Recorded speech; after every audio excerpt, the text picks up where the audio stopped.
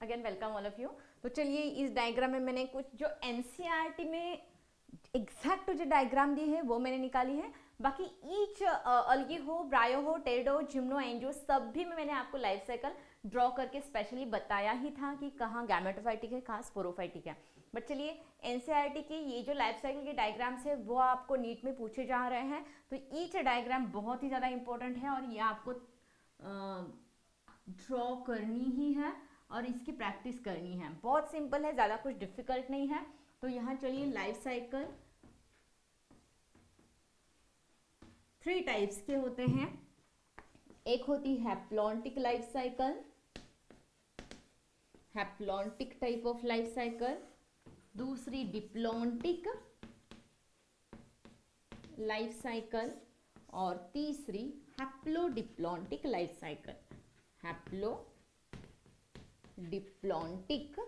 Life cycle. तो चलिए सबसे इंपॉर्टेंट इसमें ए को क्या कहा है, बी को क्या कहा है। तो यहाँ ए जो लिखा है और बी जो लिखा है, ए वाली जो स्टेज है वो है स्पोरोफाइटिक जनरेशन और बी जो है वो गैमेटोफाइटिक जनरेशन है, गैमेटोफाइटिक जनरेशन। ठीक है, स्पोरोफाइटिक इज ऑलवेज डिप्लॉन्टिक और gametophytic always haplontic, that is a haploid होती है। Yes, no doubt. अब तक हमने बहुत बार अनलिमिटेड टाइम ये आपको मैंने बताया है, sporophytic always diploid, gametophytic always haploid. ठीक है, अब ए इतनी स्टेज डिप्लॉइड है, मतलब सिनगैमी मतलब फ्यूजन, फ्यूजन के बाद बनेगा हमारा जाइगोट, डिप्लॉइड, मियोसिस किन में होता है, ऑलवेज डिप्लॉइड सेल्स में। मतलब इतनी ही स्टेज क्या है यहाँ, डिप्लॉइड है। बाकी होल स्टेज बिकम्स हैप्लॉइड, मतलब ज्यादा जो स्टेज आपको, gametophytic stage always haploid, sporophytic stage always diploid, gametogenesis मतलब गैमेट फॉर्मेशन की प्रोसेस अगेन हैप्लॉइड, गैमेट तैयार हो रहे हैं हैप्लॉइड। ठीक है, अब स्पोर्स क्या होते हैं, अगेन हैप्लॉइड, मतलब मियोसिस 2n से n जो फॉर्म हो रहे हैं, मतलब spores always haploid, male spore हो, फीमेल स्पोर हो, माइक्रोस्पोर हो या मेगास्पोर हो, ऑलवेज हैप्लॉइड ही होते हैं। ठीक है, तो चलिए यहाँ आपको ज्यादा से ज्यादा जो सपोज ये वॉच है, ये सर्कल है, सर्कल में से इतना ही पार्ट डिप्लॉइड है, पूरा पार्ट आपको दिखाई दे रहा है haploid, obviously it is called as haplontic life cycle. Okay, clear? Okay, अब इसमें देख लीजिए, ए वाला है स्पोरोफाइटिक जनरेशन, बी वाला है गैमेटोफाइटिक जनरेशन। मतलब यहां थोड़ा सा पार्ट क्या है, हैप्लॉइड, और बाकी पूरा पार्ट क्या दिख रहा है, डिप्लॉइड। मतलब जाइगोट डिप्लॉइड होता है, स्पोरोफाइट डिप्लॉइड होते हैं, मियोसिस डिप्लॉइड सेल्स में होता है। मतलब यहाँ ज्यादा से ज्यादा पार्ट लाइफ साइकिल का अगर डिप्लॉइड स्टेज कैरी कर रहा है तो it is called as a diplontic life cycle. ज्यादा से ज्यादा दिख रहा है, बहुत सिंपल है। नीट में अगर आपको ये डायग्राम आ रही है, छोटा सा ऊपर का पार्ट दिख रहा है तो वो है डिप्लॉइड, बाकी पूरा हैप्लॉइड। ये मतलब ये यहाँ ब्लू कलर से दिखाया गया है, जो मैंने शेडेड किया हुआ पार्ट है वो ब्लू कलर का है, ब्लू कलर का पार्ट थोड़ा है तो haploid, blue haplontic life cycle. Blue colour का पार्ट बहुत ज्यादा है तो डिप्लॉन्टिक लाइफ साइकिल, अगर हाफ हाफ दिख रहा है तो haplodiplontic life cycle. Okay, blue colour का पार्ट ये स्पोरोफाइटिक जनरेशन दिखा रहा है, एनसीईआरटी के डायग्राम में दिया गया है। ठीक है, अब चलिए यहाँ पूरा पार्ट, मोस्टली पार्ट क्या है, डिप्लॉइड। गैमेटोफाइट्स ऑलवेज हैप्लॉइड होते हैं, यहाँ गैमेटोजेनेसिस हैप्लॉइड में ही होता है। तो चलिए सिनगैमी मतलब फ्यूजन, तो यहाँ थोड़ा सा पार्ट हैप्लॉइड है, तो ज्यादा पार्ट किसका है, डिप्लॉइड का, it is called as diplontic life cycle. In case of last diagram, sporophytes always diploid, zygote always diploid, meiosis होता है डिप्लॉइड सेल्स के अंदर, और यहाँ आफ्टर द मियोसिस जो भी सेल्स बनेंगे हैप्लॉइड स्पोर्स के फॉर्म में, gametophyte haploid, gametogenesis haploid. What is mean by gametophyte और गैमेटोजेनेसिस? गैमेटोफाइट मतलब in case of angiospermic plant pollen grain male का एक सिंपल एग्जांपल बता रही हूं, ये है पोलन ग्रेन। ये क्या है? Pollen grain. Pollen grain germination के बाद यहाँ two non motile male gamete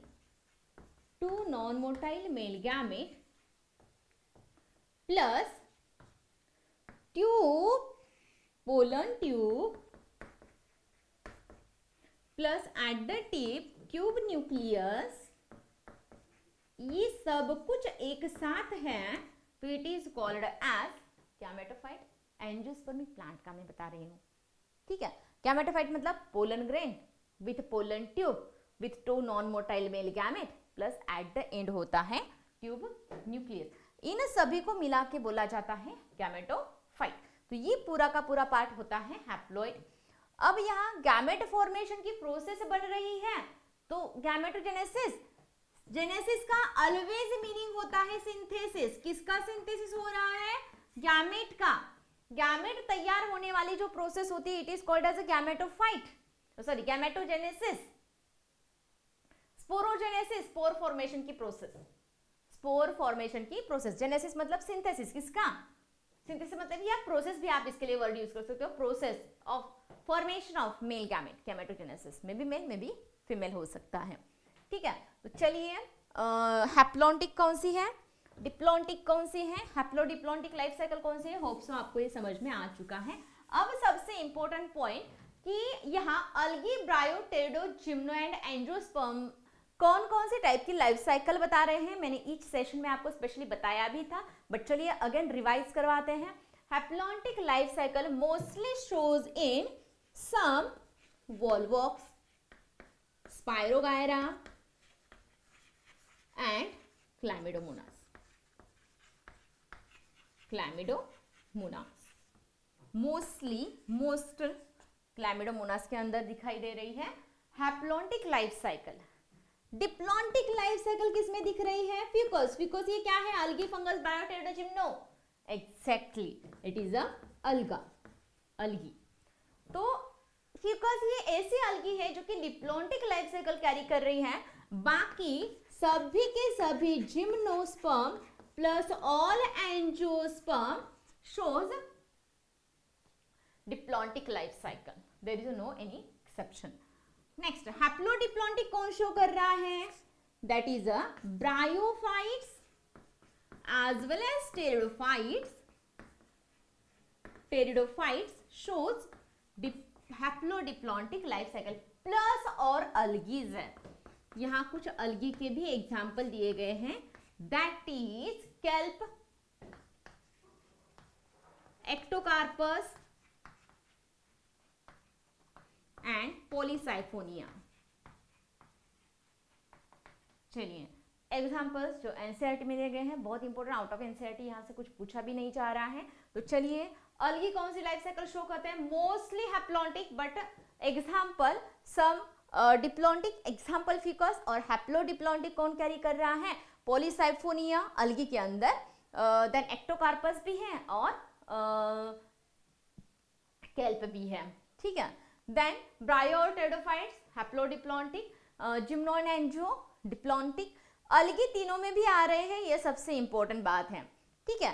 hope so ये डायग्राम आपको अच्छी तरह से समझ में आ चुकी है। और एक क्वेश्चन, गैमेटिक मियोसिस का मतलब क्या है और ज़ाइगोटिक मियोसिस का मतलब क्या है? तो कहाँ किस टाइप के लाइफ साइकिल में गैमेटिक मियोसिस होता है और किसमें ज़ाइगोटिक मियोसिस होता है? ज़ाइगोट फॉर्मेशन, ज़ाइगोट में अगर मियोसिस हो रहा है तो ज़ाइगोटिक meiosis. What is mean by hope so ये इस डायग्राम आपको समझ में आ चुकी है, तो ये वाली मैं रफ कर रही हूँ। There are two types of meiosis occurs in a life cycle. There are two types of meiosis occurs in a life cycle. That is gametic meiosis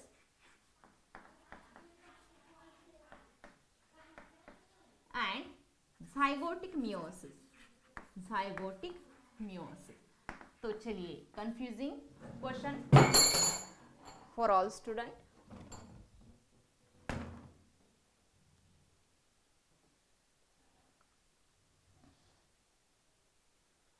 okay gametic meiosis occurs for gamete formation.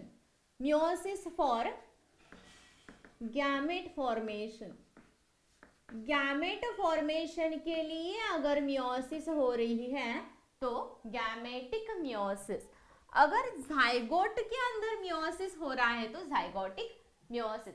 तो haplodiplontic या haplontic diplontic life cycle में किसमें कौन सा type का meiosis है, तो चलिए मैं आपको बता रही हूं। तो यहां देख लीजिए, यहां गैमेट्स फॉर्मेशन जाइगोट का है यहां, तो जाइगोट के अंदर मियोसिस नहीं हो रहा है। यहां देख सकते हो आप, गैमेट फॉर्मेशन के लिए मियोसिस हो रहा है। किसके लिए? गैमेट फॉर्मेशन के लिए अगर मियोसिस हो रहा है तो गैमेटिक मियोसिस। गैमेट फॉर्मेशन के लिए मियोसिस हो रहा है तो gametic meiosis. Mostly diplontic life cycle के अंदर आपको दिख सकता है गैमेटिक मियोसिस। और जाइगोट में अगर डायरेक्टली मियोसिस हो रहा है हैप्लॉन्टिक लाइफ साइकिल के अंदर जाइगोट में, तो वो होता है zygotic meiosis. Haplontic life cycle के अंदर देख सकते हो जाइगोटिक मियोसिस। तो चलिए ये कंफ्यूज हो रहा है तो मैं आपको बता रही हूँ, गैमेट्स हैप्लॉइड होते हैं, डिप्लॉन्टिक लाइफ साइकिल होती है 2n, ये होती है n, ये होता है 2n। तो चलिए ये आपको ध्यान में रखना है, 2n कभी एक साथ नहीं आएंगे और यहाँ n कभी एक साथ नहीं आएंगे। मतलब n के लिए 2n के लिए n, जो भी है वाइस वर्सा। मतलब हैप्लॉन्टिक लाइफ साइकिल है तो किस टाइप का मियोसिस होना चाहिए? हैप्लॉन्टिक n के लिए 2n वाला, मतलब जाइगोट में मियोसिस होना चाहिए। और चलिए डिप्लॉन्टिक लाइफ साइकिल है 2n वाली, तो वहां गैमेट में मियोसिस होना चाहिए, वाइस वर्सा है। सिंपल है, ध्यान में रखना है, अगर डिप्लॉन्टिक लाइफ साइकिल है तो गैमेट में मियोसिस होना जरूरी है, और हैप्लॉन्टिक लाइफ साइकिल है तो यस जाइगोट में मियोसिस होना इंपॉर्टेंट है। तो चलिए ये था आज का क्वेश्चन। और एक पॉइंट, चिम्नो और एंजियोस्पर्म में कौन सी फेज डोमिनेंट होती है, प्लांट बॉडी किस तरह की होती है? सॉरी, चिम्नो और टेरिडोफाइट्स का दिया गया है। जिम्नोस्पर्म, सॉरी ब्रायोफाइट्स का दिया है शायद, हाँ चलिए ब्रायोफाइट और टेरिडोफाइट्स का दिया है। एक मिनट, ब्रायोफाइट एंड टेरिडोफाइट्स के अंदर ब्रायोफाइट्स, ठीक है। तो यहाँ डोमिनेंट फेज कौन सी है? डोमिनेंट फेज फटाफट गैमेटोफाइटिक। मतलब प्लांट बॉडी कौन सी है? Gametophytic. Plant body becomes, yes फटाफट, dominant independent, dominant independent photosynthetic और फोटोसिंथेटिक एंड इरेक्ट। Okay.